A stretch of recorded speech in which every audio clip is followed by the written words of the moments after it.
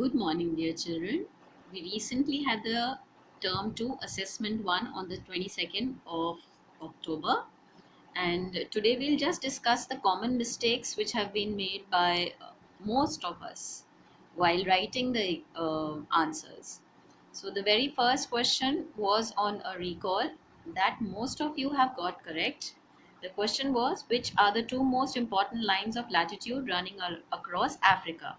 So you had a choice. There were three of them. That is your Tropic of Cancer, Equator, and Tropic of Capricorn. You could have written any two. But it was important for you to write the degrees along with it. That is 23.5 degrees north and 23.5 degrees south. If you have not written that, then your marks might be deducted. The next question, so this question was for 1 mark only, half a mark for each of the each line that you mentioned. The next was Tropic of mention the three cocoa producing towns of Africa. Here, most of you have written the spellings also correctly, but if you've made a spelling mistake, no mark has been allotted for that. Now, both these questions were a part of the recall skill. That is 2.5 marks here, and 5 marks of the recall skill were given in the map. The map was for 5 marks. There you had to mark 10 places. The first 5 marks were of recall were from your map. The very first thing that you had to mark was your Atlas Mountains, Mediterranean Sea, your Red Sea, River Nile. Fifth one was your Mozambique Channel. Sixth was your desert, that is your Kalahari Desert. Seventh was your river Zambezi. This one was your river Zambezi. Eighth was your Gulf of Guinea. Now, nowhere in the map I have made you mark the delta of river Niger. So, it was not asked at all because we have never marked it, and if you've written, your answer is wrong. That was a common mistake made by most of you. If I'm putting a mark at number 8, if I had to mark at the delta, I would have circled the delta area. Now, this number 8 is outside the continent of Africa. It is asking for a water body only. Then number 9 was your Lake Chad. I have circled the lake and then asked. Exactly, I've asked this in your previous revision exercises also. But most of you have written some other weird answers like your Sahara Desert. Now this cannot be a small little desert, right? The entire desert was given as the revision assessment in the sample paper, and there I had completely colored the entire area yellow, and then you had to write the correct answer as Sahara Desert. Corrections were done then that time also. Number 10 is your river, that is your river Niger. So all of them only had half a mark of each. It was requested umpteen number of times for you to write in the capital letters. Still at least 25 or 30 of you have not written in capital letters, and then your spellings were also horribly wrong, some of them. But if the pronunciation was clear, we have still given you marks. And children, you do need to learn your spellings. Right now you also had a spellathon, that is your spell bee competition. In those also you need to learn your spelling. Please make sure you break up. I have been teaching while I was making you understand this lesson how to spell all of these places correctly while breaking them up into smaller parts. That is the easier way to learn the spellings. Next comes a set of questions which were comprehension, based on your comprehension skill. And the first one was describe the three ranges of the Atlas Mountain. Here you actually had to describe them. Number one, that they are young fold mountains and they are a continuous three parallel ranges which are there. Those are named as the ranges of the Atlas Mountains. You had to name them correctly. Number one was your Tel Atlas, where it is located. It is in the north. What is the feature of it? That it is the highest peak. If you have not done any descriptive pattern in this answer and only written the three names, I am very sure your marks will be deducted for that. Please make sure if the answer is for 3 marks and it completely says describe. I am not asking you to name. The term describe is there, so make sure you describe the ranges At least write something about it, some feature, some characteristic feature as to where they are located, what is the type, young fold mountains or the old ones, if they are covered with the snow or not. Something has to be written, children. You just can't name and leave it. The next question was guide your friend in detail about the lakes and the extent of the Great Rift Valley of Africa. Now, what is the type of a lake? If I'm asking you to guide in detail about the lake, you have to tell something about the lake. You not only have to name all five or six of them, but you also have to describe what is the type of lakes out here. Mostly there are freshwater lakes, where you have your Lake Malawi, Tanganyika, Turkana, Mobutu, Edward. All of them you had to name. That means your good 1 2 marks were there for your lakes.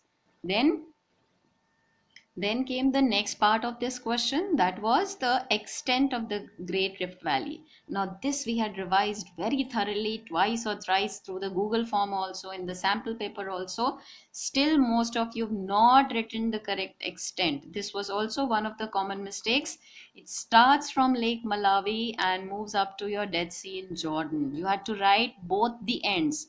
Now, this is for you to understand. If I ask you to measure the length of a classroom, that is the extent of the classroom, you're not going to tell me from where your entrance is, you're also going to tell me where it ends.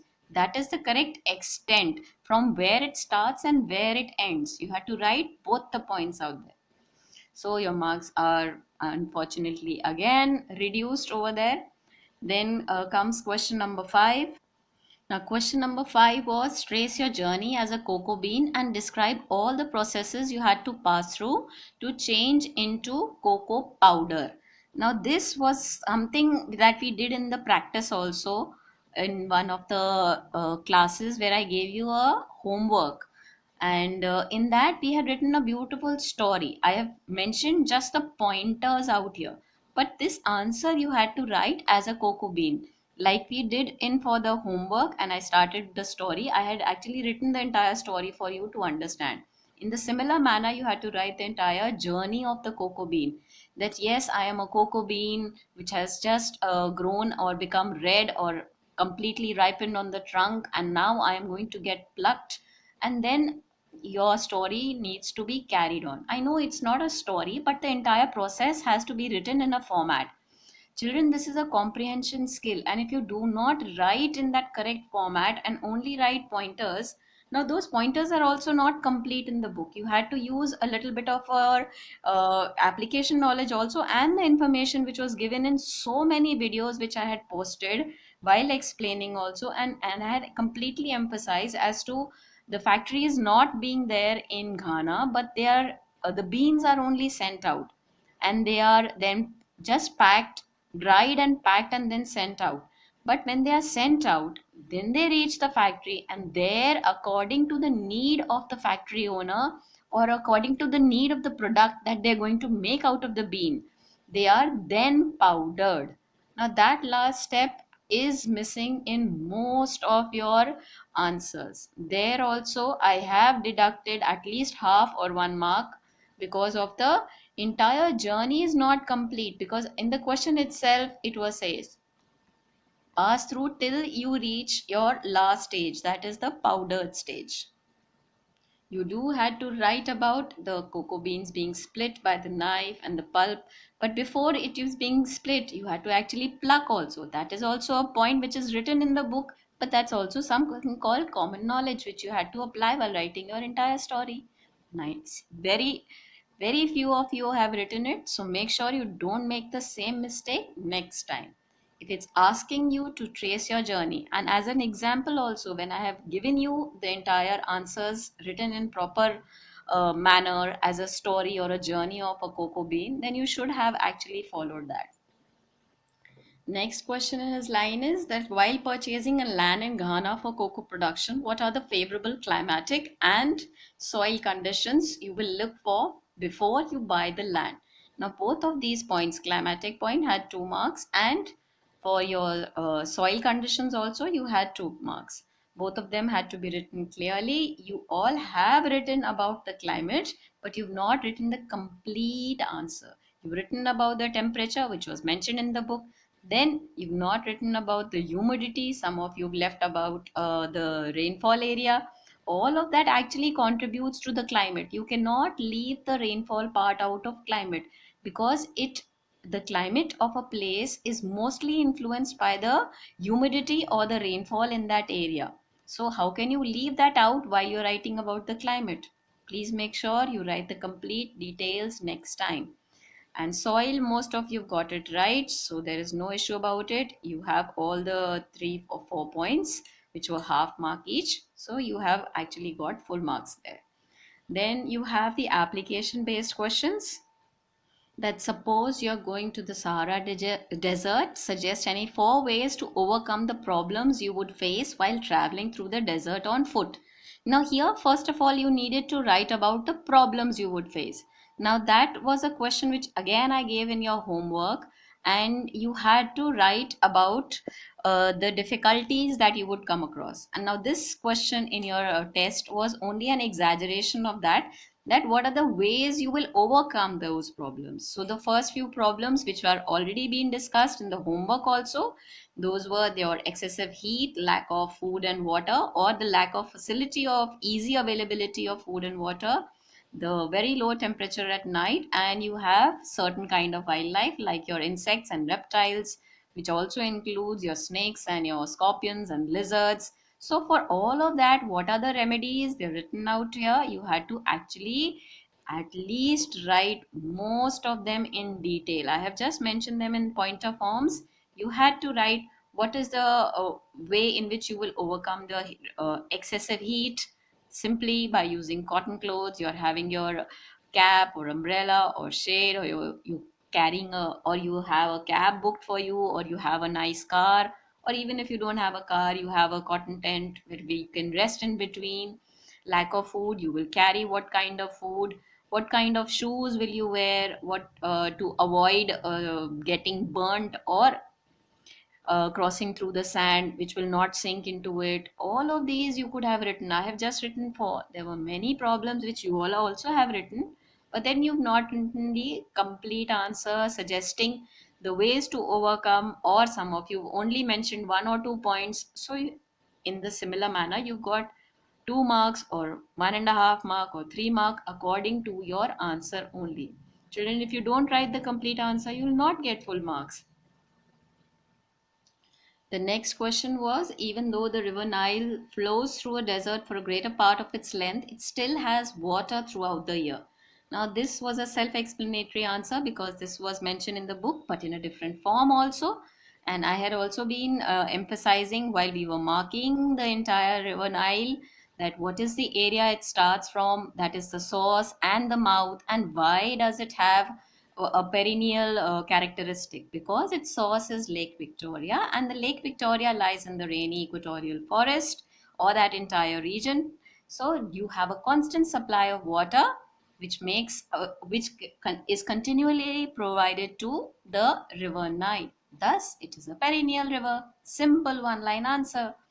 Now, most of you got that right. The last question was, you are a cocoa plantation owner and you observe that there is a reduction in cocoa production due to the direct sunlight, strong wind, and old trees with diseases.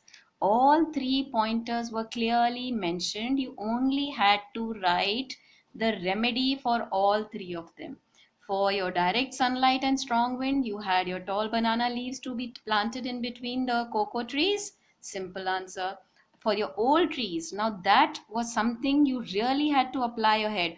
What happens if the tree is old and is not able? This I had explained while I was explaining the problems. If you have been listening to my videos clearly, you would have easily got the answer. Whereas this was also common in knowledge, that if the tree is not giving you fruit, you simply have to get a new plant, a new sapling from the nursery, and you have to plant a new variety which will yield you fruits easily and quickly. Then the third one was your diseases. Now, what happens if potted plants are also getting disease? You spray some insecticide or pesticide, and then you take good care of it. You regularly just continue to prune and clean it. All of those points only you had to write in that.